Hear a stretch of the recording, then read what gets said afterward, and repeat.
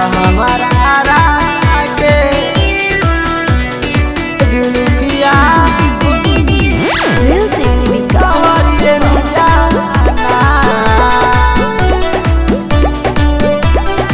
हमारा राजा के जुल्फिया बहत्तर कोई मैया जैसे पतरी कैनिया होला चकिए नु जाला बहत्तर कोई मैया जैसे पतरी कैनिया होला चकिए नु जाला तो हमारा राजा के तो हमारा सैया के जुल्फिया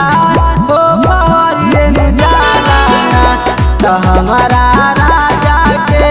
जुल्फिया हो भवरिए नु जाला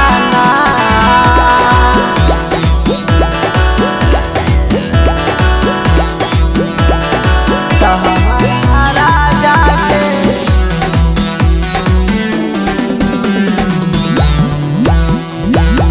बड़ा भाग मिलल बारे सुनर सजनावा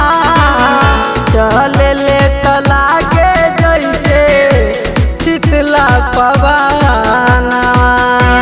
शीतला पवन बड़ा भाग मिलल बारे सुनर सजनावा चहल